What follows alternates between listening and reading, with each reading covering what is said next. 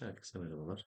Bugün Unreal Engine'de basit bir base materyal, PBR materyalinin nasıl yazıldığını göstereceğiz. Bu materyali modüler bir sistemde yazıp takım arkadaşlarınızla, ekip arkadaşlarınızla aktif bir biçimde kullanabilmeniz için nelere ihtiyacınız olduğunu, aynı zamanda bu sistemleri yazarken nasıl optimize çalışabileceğinizi ya da e, daha düşük materyal sayısıyla instance'ları kullanarak, child yapılarını kullanarak nasıl materyal sistemleri düzenleyebileceğinizi göstereceğiz. Bunun için öncelikle boş bir klasör açarak başlıyorum. Nefes isimli bir klasör oluşturuyorum. Bir de texture isimli bir klasör aldım. Şimdi bir base materyal oluşturduğumuzda bizden tabii ki default materyaller isteyecek. Bunlar için bazı placeholder'lar kullanıyoruz. Buradan placeholder olarak kullandığım bazı texture'ları içeriye alıyorum. Kaydediyorum. Normal web olarak tanımladım. Geri kalanları zaten sistem otomatik olarak gördü. Bunun dışında maske olanları maske olarak kullanacaklarını da alıyorum. Asset Actions, Edit Selection in Property Matrix diyorum. İkisini de aldım. Compression Method, Compression Settings kısmında bunları da maske olarak tanımlıyorum. Zorunlu değil. Maske olarak tanımlama yapmanıza gerek yok. Fakat yaptığınız sistemlerde maske olarak kullanacağınız ya da mapping için kullanacağınız texture'ları sistem içerisinde maske olarak tanımlamanız sistemin daha optimize çalışmasını sağlayacaktır. Motor bunu nerede nasıl kullanacağını önceden çözme şansına sahip olacaktır. Bu yüzden biz bunları yapıyoruz genellikle. Geldim bir materyal oluşturuyorum. Materyal PBR base olarak isimlendirdim. Materyalimizi açtık. Şimdi bu materyalimizin ayarlarından kısaca bahsedelim. Materyal domainimiz, materyali özellikle ne için kullanacağımız, bir yüzey materyali mi, ışık fonksiyonu mu, dekal mi, post proses materyali mi vesaire gibi ayarlarımız. Blend modumuz, bu materyal ile kapladığımız objenin arkasında kalan kısımla nasıl etkileşime geçecek. Şu an opak, herhangi bir etkileşim bulunmayacak. Bunu maskeli yapabiliriz. Opacity maske 0 verelim. Bu tamamen dikenli teller yapacağınız ya da bu tarz kesilmiş, maskelenmiş yüzeyler yapacağınızda kullanacağınız bir sistem. Bunun dışında translucent seçeneğimiz var. Bu da yarı şeffaf cam, kristal, buz gibi malzemeler yaparken kullanabileceğiniz bir shading blend mod. Geliyorum shading modele. Default lit dediğimiz sistem ışığı ve gölgeleri sistem otomatik olarak çalıştıracak. Yani bu yüzeyi koyduğumuz objede sistem render alırken bunu ışık ve gölgeyle birlikte çalıştıracak demek. Unlit versiyonumuz var. Işığı ve gölgeyi hesaplamadan sadece ama sadece burada verdiğimiz rengi kullanacağımız bir sistem. Bunun dışında saçlar için, kıyafetler için, göz için ya da subsurface materyal kullanacağımız sistemler için farklı farklı tanımlamalarımız mevcut. Şimdi bunları kısaca tanıttığımıza göre biraz daha editlenebilir materyaller kısmına geçelim. Sağ tıklıyorum. 3 boyutlu bir vektör oluyor. 3 boyutlu vektör dediğim şey nedir? Aslında red, green ve blue kanallarına sahip. 3 farklı sayıyı, datayı içerisinde tutabilen bir sistem. Base Color'a bağladım. Bunu renk olarak da düşünebilirsiniz. Siyah rengimiz var. Bunu beyaza çektim ve OK dedim.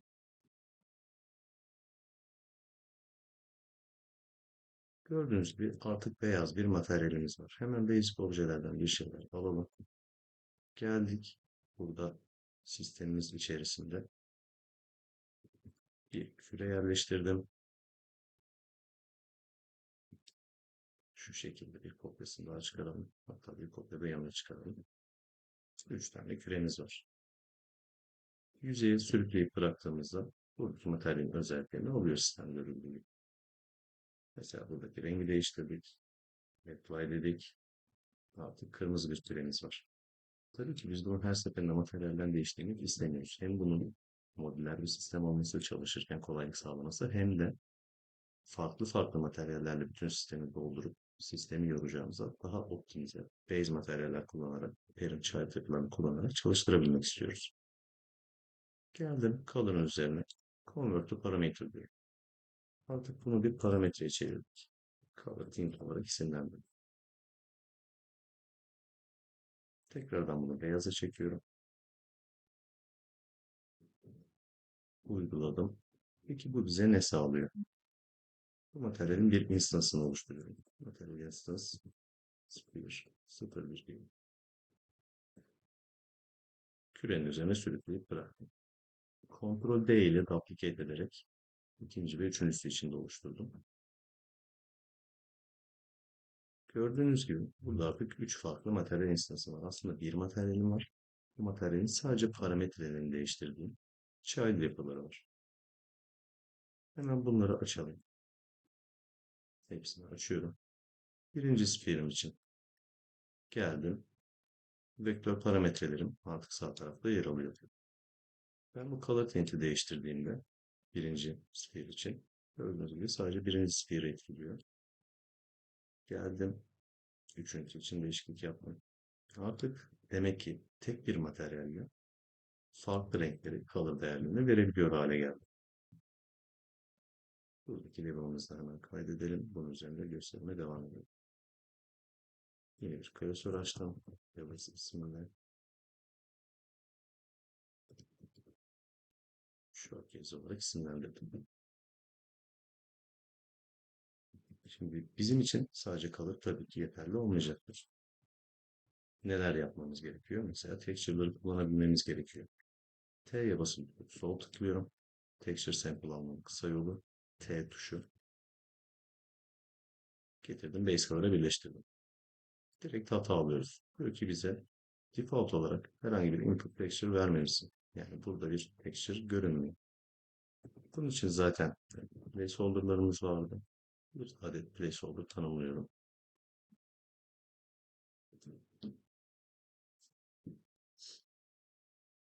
Gördüğünüz gibi artık buradaki küreler benim materyal sistemine kaplandı. Peki instance'lar neden değişti? Çünkü instance'ların her birisi üretildiği, inherit edildiği aileye bağlı.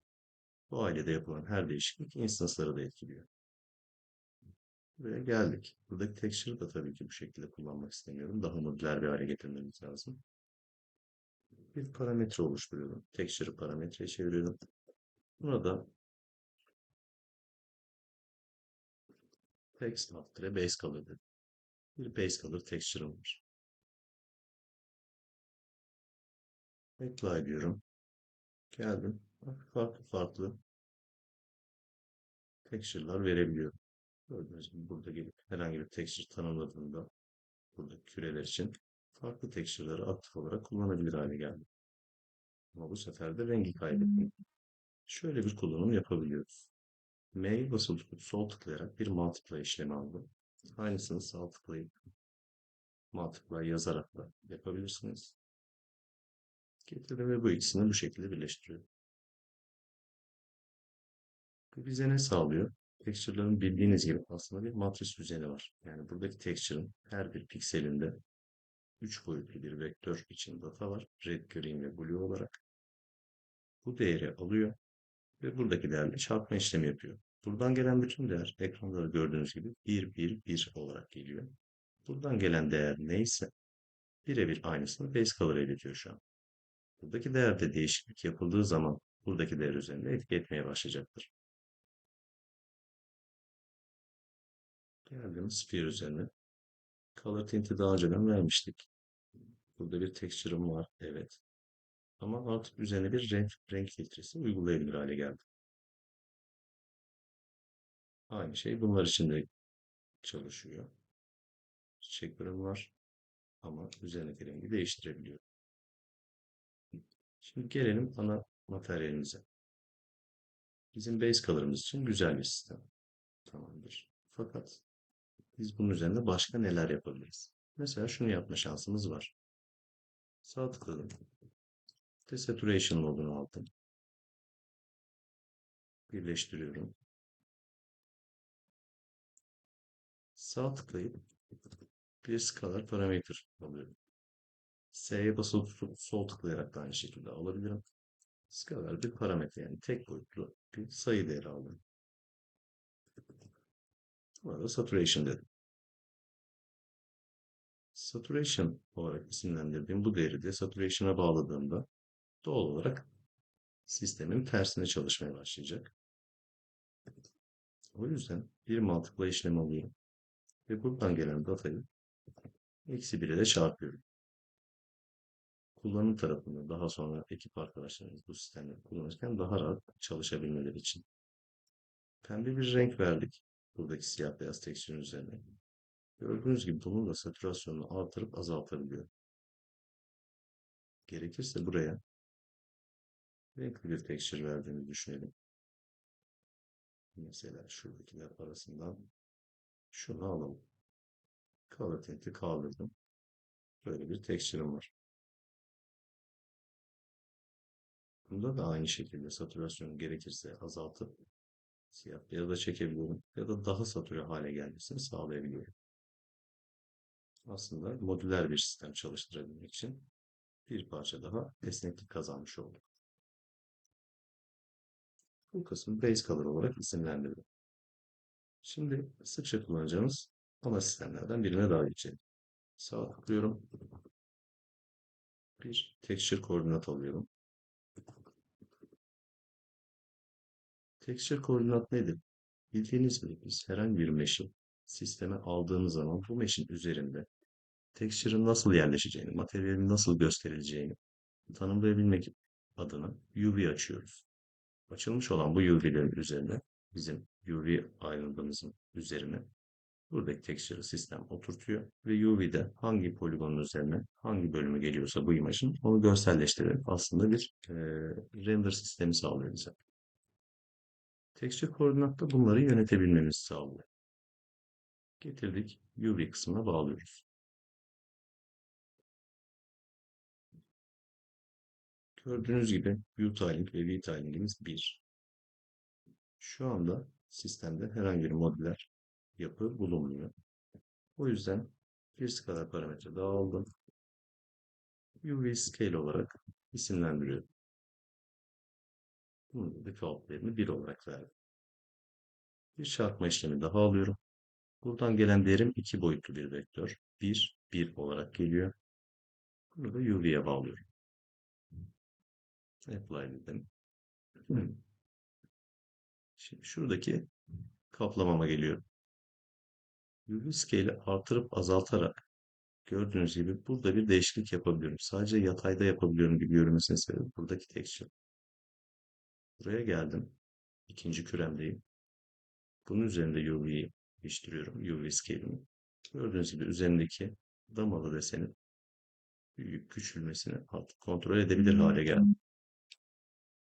Tabii biz her zaman bunu bir bütün olarak çalıştırmak istemeyebiliriz. Ctrl C, Ctrl V ile ikinci bir kopyasını aldım. Bunu U-Scale olarak isimlendiriyorum. Bunu da V-Scale olarak isimlendiriyorum. Artık tek boyutlu bir vektör olarak gidip buradaki çarpma işlemine giren sistemimi iki boyuta bölmeye çalışıyorum. Tabii ki ikisini birleştireceğim. Append diyorum. Yani tek boyutlu iki datayı al, birleştir ve iki boyutlu bir hale dönüştür diyorum. Sistemimizi tanımladık. Şimdi yine buraya gelelim. Artık U-Scale'im ve V-Scale'im ayrı. Bu bana ne sağlıyor? Yatayda ya da dikeyde ayrı ayrı texture'ın boyutuyla, tile etmesiyle, tiling ile oynayabilmeni sağlıyor. Daha da modüler bir sisteme erişmiş olduk. Şimdi buradaki texture koordinat kısmına tekrardan bir gelelim. Ben geldim. Şu anda benim yazdığım sistem ne sağlıyor? Aslında PBR bir base materyal yazıyor. Yani metali, roughness'ı, normal'ı, ambient occlusion'ı, base color gibi girdileri olan bir sistem yazıyorum şu anda. Ve bir yüzey materyal yazıyorum. Opak bir materyal yazıyorum. Ben şimdi daha sonra maskeli bir materyal yazacağımda da texture koordinat sistemlerini kullanacağım. Aynı şekilde translucent bir materyalde de kullanabileceğim. Belki dekaller üzerinde de kullanmam gerekecek. O zaman benim bu sistemi ya da buraya yazacağım koordinat sistemleri bütününü her seferinde düzenlemem mi gerekecek? Ya da bunu alıp her seferinde farklı materyallere kopyalamam mı gerekecek? Hayır. Bunun için daha optimize bir yolumuz var. Materyallerin içine girdim. Buradan materyal seçeneğinden bir materyal fonksiyonu oluşturuyorum. Material function UV settings dedim. Bunları seçip Ctrl X ile geçiyorum. Fonksiyonumu açtım. Bunun içerisine yapıştırdım. Peki bu fonksiyonlar nasıl çalışıyor? Şu şekilde. Ben herhangi bir materyal yazarken ya da bir sistem kullanırken fonksiyonları sürükleyip bırakabiliyorum. Sürükleyip bıraktığım sistemler şunu bir apply edelim. Gördüğünüz gibi fonksiyonun girdilerine ya da çıktılarına göre bir değer üretiyor. Ve ben bunu direkt olarak buraya bağlayıp kullanabiliyorum. Bunu apply ettiğimizde şurada göreceğimiz üzere sistemin yine aynı şekilde çalışıyor. Bunda bir değişiklik yok. Aradaki tek fark artık farklı materyallerde, farklı fonksiyonlarda kullanabileceğim bir fonksiyon bütünü elde ettim. UV'lerimin boyutlaması ile ilgili.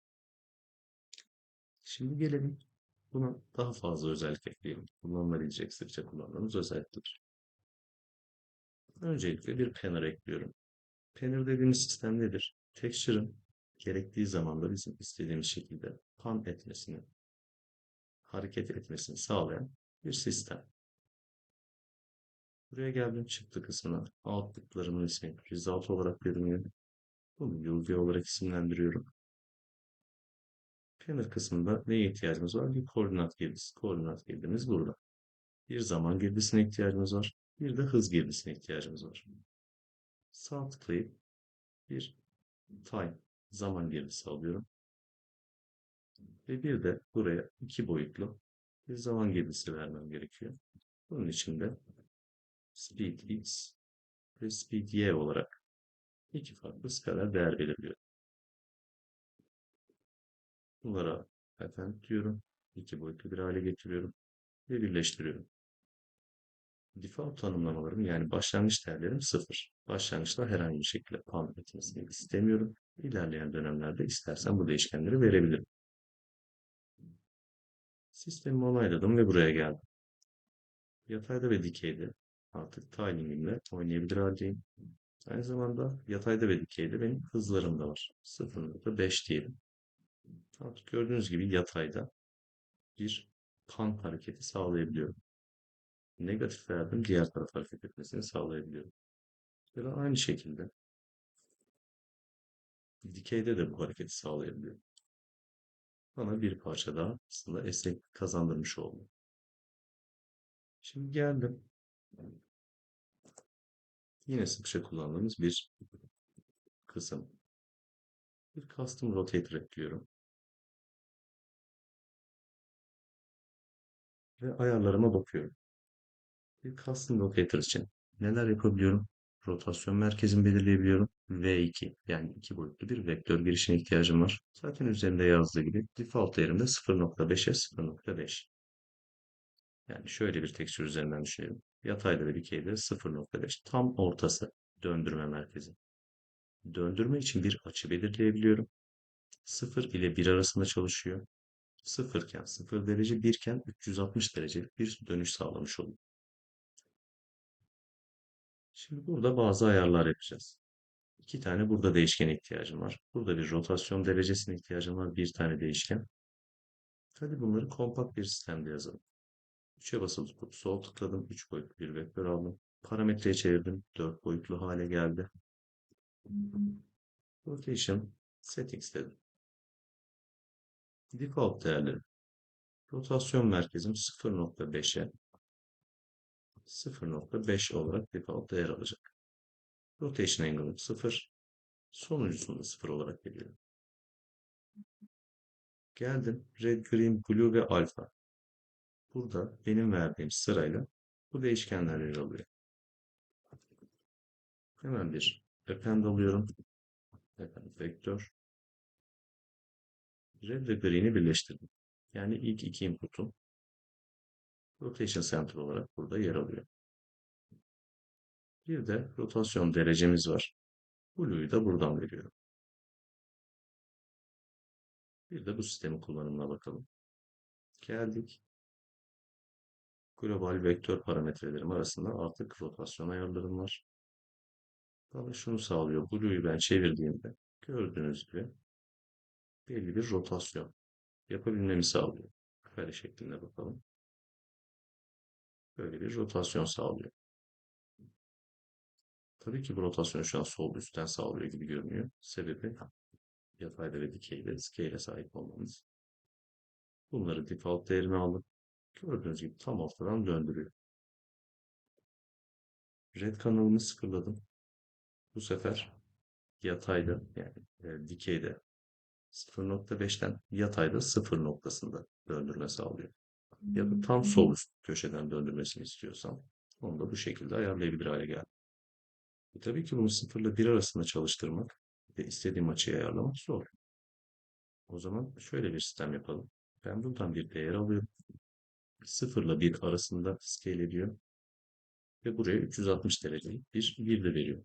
Ben buradan aldım 0 ile 1 arasındaki datayı 0 ile 360 derece arasında kullanmak istiyorum. O yüzden 360'a bölerek kullanıyorum şu an. Hemen değerlerimize bakalım. Aynı şekilde döndürebiliyorum.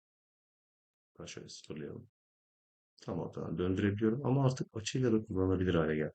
Mesela 45 derecelik bir açısı olsun dediğimde bu açı değerlerini girebiliyor. 125 derece olsun dediğimde bu şekilde belirleyebiliyor. Direkt olarak açı kullanabilir hale geldi. Hemen fonksiyonuma geri dönüyorum. Güzel. Ben burada tanımlamaları yaptım ama başka ekip arkadaşlarım bu sistemleri kullanacak ve red kanalında ne var, green kanalında ne var bulması çok zor. Benim aşağıya kanal isimlerim var. Buraya isimler veriyorum. Rotation, angle, alt ve x. Rotation angle. Y. Rotation ya da sadece angle diyelim. Benim isimlendirmeme kalmış.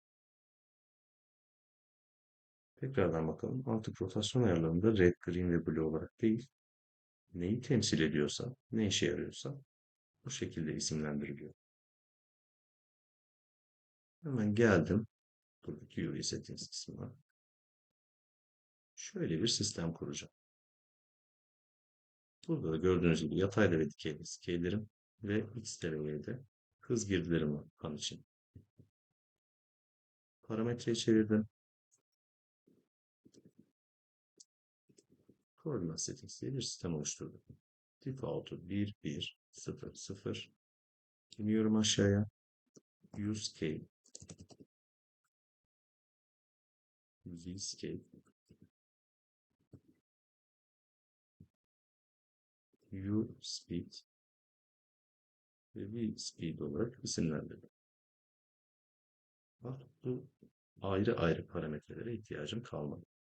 Tek bir vektör parametresiyle ben bunları yönetebilir hale geldim. Şu şekilde yerleştiriyorum. Şimdi buradaki zaman geçisiyle bir sistem daha kuracağız. Buradan çift tıklayarak bir reroute node oluşturdum. Bir çıktı alıyorum ve multiply diyorum. Bir çarpma işlemi. Bunu da rotation speed olarak isimlendirdiğim bir değişken daha oluşturduğum burada. Bu kısma bağlıyorum. Ve açı 360 dereceyle başlayan bu açı hesaplandıktan sonra add diyorum. Bunu bununla çarpıyorum. Bu bana ne sağlıyor? Benim zaman girdim. Sıfırdan başlayıp 1, 2, 3, 4, 5 diye ileriye doğru sürekli bir data oluşturuyor ve yolluyor. Ben bunu belli bir frekansla, hızla çarpıyorum. Şu an sıfır olduğu için buradan sıfır geliyor. Buradaki add kısmında da sıfır ekliyor. Bu değerin üzerine. Yani benim açılarım yine olduğu gibi çalışıyor şu anda. Geliyoruz. Şuradan açalım. Açılarım olması gerektiği gibi 45 derece dedim, 45 derece. 30 derece dedim, 30 derece olarak çalışıyor. Bunun dışında ben buna 0.5 dediğim bir hız verirsem artık bir dönüş sağlayabiliyorum. Sürekli rotate eden bir texture'a sahip oldum. Eksi 0.5 diyorum. Gördüğünüz gibi sürekli dönen bir texture'ım var. Ve bu dönüşün atıyorum 45 dereceden başlasın. 0.1 olarak devam etsin şeklinde hem hızını hem başlangıç açısını belirleyebiliyorum. Şimdi burada bazı ayarlar yaptık. Gayet güzel. Buraya geldiğimiz zaman global vektör parametre values diye bunun altında bazı değerlerimiz var. Bunları kategorize ederek biraz daha düzenli hale getirelim. Rotation settings ve coordinate settings. Bu ikisi değişkenler. Grup kısmına UV settings yazıyorum. Bu sıfırıncı sırada yer alsın. Bu da birinci sırada yer alsın. Apply dedim. Artık instance'larıma baktığımda UV ayarları farklı bir sekme altında tek tek kategorize edilmiş. Hangisinin ne olduğu yazıyor ve yönetilebilir halde. Benim için daha da modern bir sistem haline geldi. Hemen geliyorum. Burada bir base color'ım vardı. Bir texture aldım. Convert parametre dedim.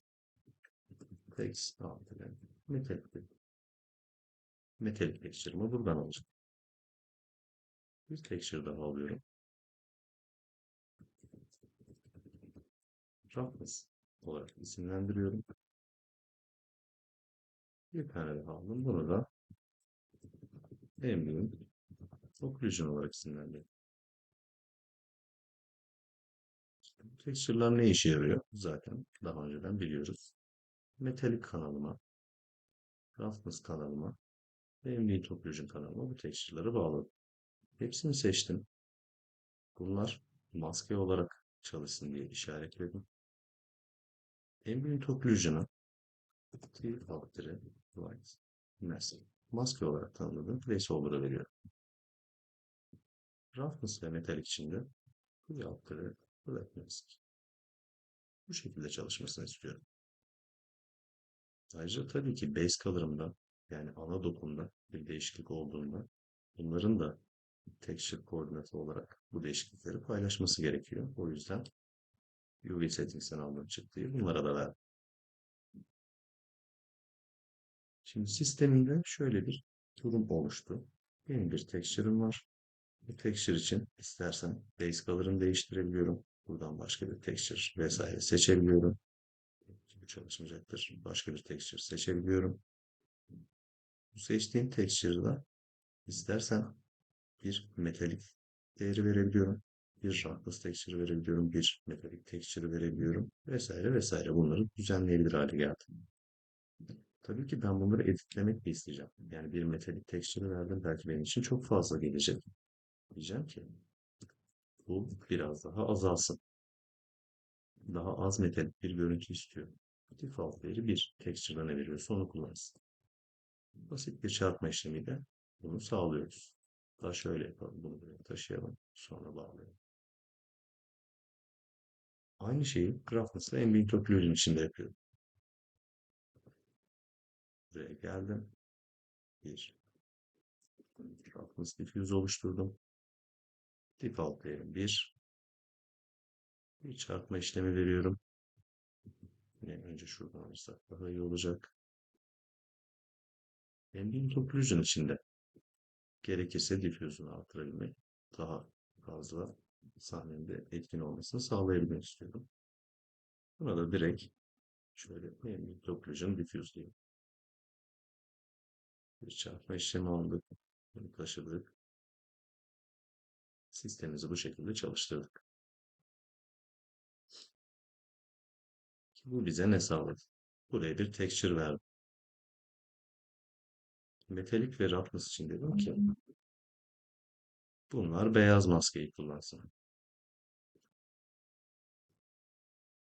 Tabii ki bunların default değerleri şu anda 1. Metalik bir özelliği olmasın, 0 olsun.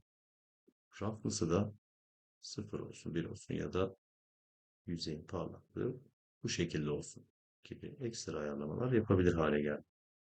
Gerekirse burada base color'da verdiğim texture'ı checker kullanmak yerine normal RGB olan beyaz rengime çekiyorum. Diyorum ki şöyle renkli bir yüzeyim olsun. İşte şu kadar metalik olsun ya da tamamen metalik olsun.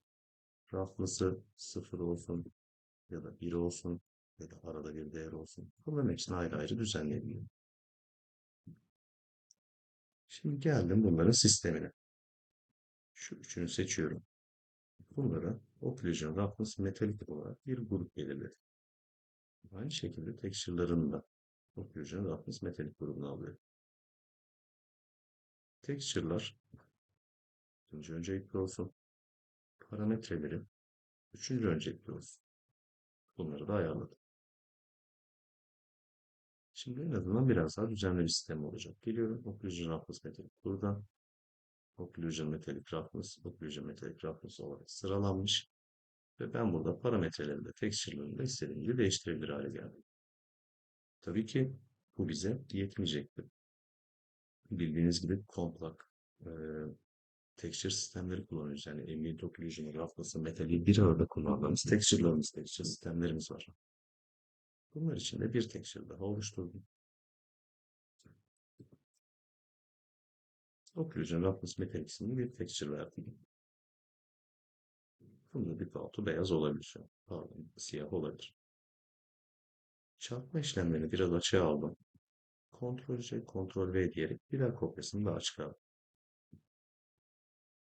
Şimdi benim hibrit de versem bu texture'lara, yani hep birlikte kullanılan kompakt bir texture da versem, ayrı ayrı da versem bunları editleyebilmem gerekiyor. Tabii ki RGB'den kullanmıyoruz. Sistem nasıl çalışıyordu? Red kanalında Ambient Occlusion, Green kanalında Roughness, Blue kanalında metalik değerimiz vardı. Özellikle Substance tarzı programlarda bu tarz çıktıları almamız çok daha kolay olacaktır. Tabii benim artık bir de seçim yapmam lazım. Bunları ayrı ayrı mı kullanacağım yoksa birleşik bir texture olarak mı kullanacağım şeklinde bir seçim yapmam lazım. Sağ tıklıyorum. Static switch parametre. Bir switch parametresi ürettim. Orada dedim ki use compact texture. Default değeri false olsun. Burada default değeri true olsun. Ctrl C, Ctrl V diyerek kopyasını daha oluşturuyorum. Bunlar birebir aynı isimde ve aynı yerde olduğu için aynı şekilde çalışacaklar. Eğer compact yani birleştirilmiş bir texture kullanacaksan bunu yoksa altındaki değeri kullan diyor. Bunu buraya taşıdık. Bunu da buraya taşıdık. Burada da aynı şekilde. Occlusion Roughness Metallic ise bunu. Occlusion Roughness Metallic ise bunu. Sadece Roughness ise bunu. Sadece Occlusion ise bunu kullanın. Bunu da tekrardan Metallic gözüne bağlıyorum. Bu parametrelerin de Occlusion Roughness Metallic gözünde olsun. Birinci öncelikli olsun. Şimdi benim sistemim nasıl çalışır hale geldi? Geliyorum. Occlusion Roughness Metallic birleşik bir texture'ım var. İstersem diyorum ki compact kullanma bunu, birleştirilmiş kullanma. Legacy metodda kullan. Açıyorum. Üçünü ayrı ayrı kullanabiliyorum. Ya da kapatıyorum. Tek bir texture üzerinden ayrı ayrı düzenleyebilir, kullanabilir hale geldi. Burada da bir Occlusion Roughness Metallic metodumuz var. Ben bunu Ctrl X ile kestim. Başka yerlerde de kullanmam gerekebilir. Maskeli bir materyalde ya da başka sistemlerde de kullanmam gerekebilir. Bir fonksiyon üzerinden vermeyi tercih ediyorum. Burada Function Occlusion Roughness Metallic.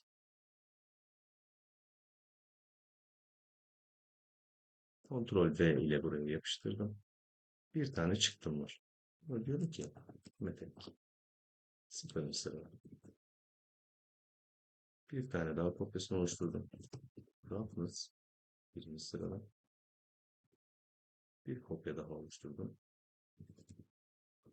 Ambient Occlusion ikinci sırada. Buradaki çıktılarını buraya bağlıyorum. Aynı şekilde benim bir de UV girdisi almam lazım. O yüzden bir fonksiyon girdisi. Function input oluşturuyorum. Input'u iki boyutlu bir vektör olarak alacağım. İsmi de UV olsun. Sonra diğer tarafta UV fonksiyonundan aldığım data gibi buraya birleştiriyorum. İstersen direkt olarak buraya bu şekilde fonksiyon da verebilirim. Yine aynı şekilde çalışır. Fakat ben diğer taraftan girdi olarak almayı tercih ediyorum. Birazdan modülariteyi artırmak adına. Ben bu sistemi yine bu şekilde kullanacağım ama girdi yaptığım vektörlerde e, texture koordinatlarına belki değişiklikler yapacağım. O yüzden bu girdiyi dışarıdan almayı tercih ediyorum. Buraya geldim. Occlusion roughness metal için yazdım. Fonksiyonu aldım. UV çıktım aldım. Hatta biz bunu UV olarak isimlendirdik. Okey. Şimdi materyalimi yaklaştırıyorum. Metalik roughness ve ambient occlusion olarak çıktılarımı buraya yerleştirdim. Geliyorum buraya. Bir sistem daha ekleyeceğim. Peki bu sistem ne işe yarıyor? Ray Tracing Quality Switch. Bildiğiniz gibi Ray Trace sistemlerde yani real time ışığı hesapladığımız ATX kullandığımız ya da Ray Tracing kullandığımız sistemlerde ışık tamamen real time hesaplanıyor bizim sistemlerimizde. Işığın real time hesaplanması demek doğal olarak bizim ışığı önceden hesaplayıp texture üzerinde bake ettiğimiz ambient occlusion sisteminin çalışmaması anlamına geliyor. Ama çalışsın ya da çalışmasın bu sistemi biz her seferinde burada engine'in okumasını ve kullanmasını istiyoruz. Bunu engellemek için geldim. Bir constant sabit değer oluşturdum. Bir dedim buna. Sistem şu an şu şekilde çalışıyor. Şöyle pardon. Eğer Ray Tracing kullanılıyorsa sen ambient occlusion'a bir ver. Tamam. Beyaz bir davran. Eğer Ray Tracing çalışmıyorsa buradaki ambient occlusion kısmını çalıştır ve sistemin bunu hesaplamasını sağla. Şu anda sistemi bu şekilde döndürdük. Optimizasyon için özellikle kullandığımız sistemlerden birisi. Hemen gelelim. Buradaki renk kısmındaki parametrelerimizle isimlendirelim. Bunlara da base color diyeyim. Kod oluştururken. Birinci sırada bu olsun. İkinci sırada color tintimiz olsun. Üçüncü sırada da satürasyonumuz olsun.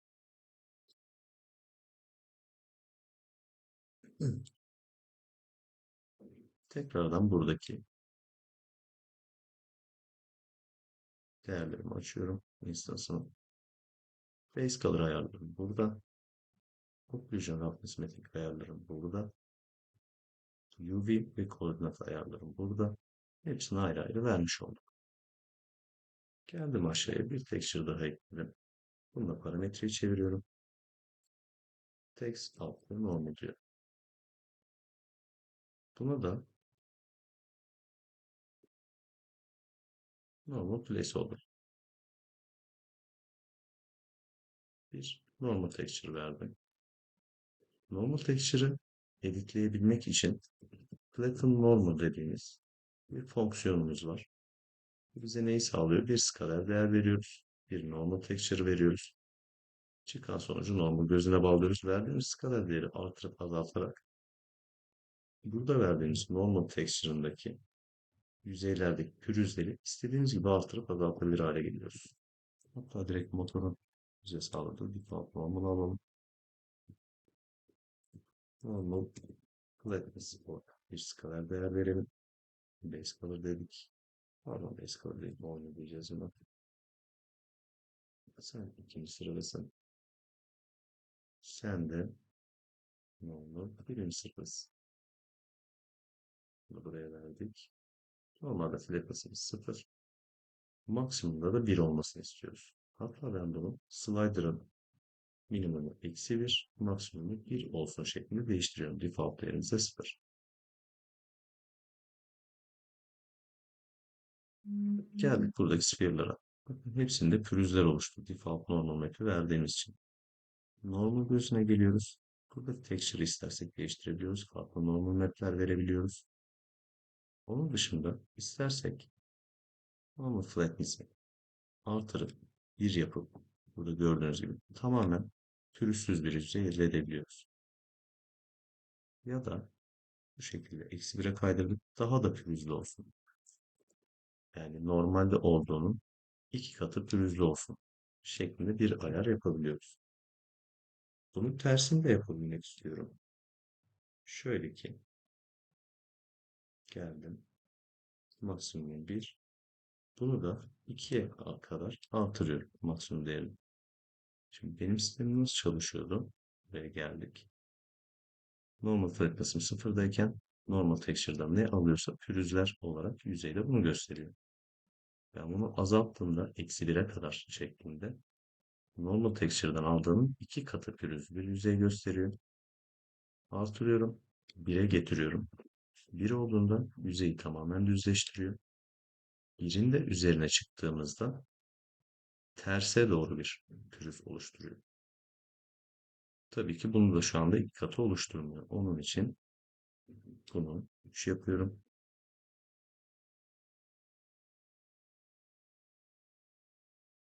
Şimdi bakalım.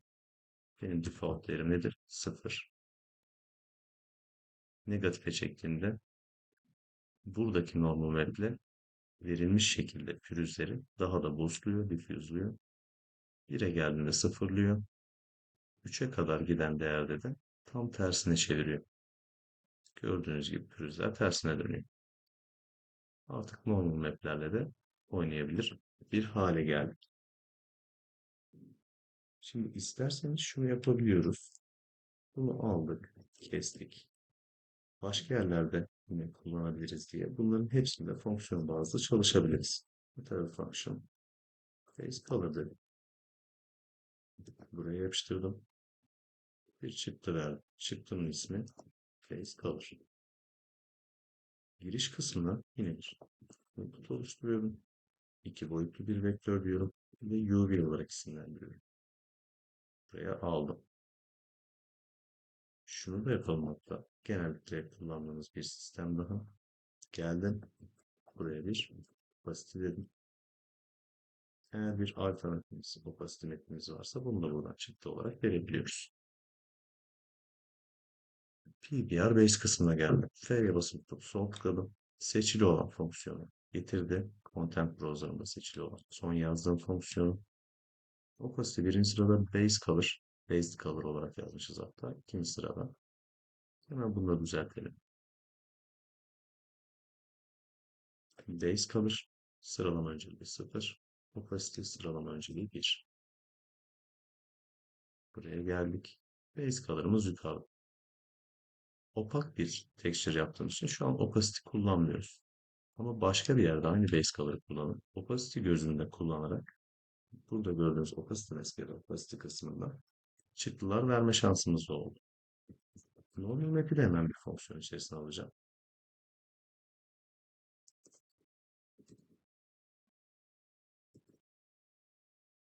Buraya da bir çıktı verdik. Çıktımız. Normal. Bir de input alıyoruz. Vektör 2 ismi UV. Bunu buraya birleştiriyoruz.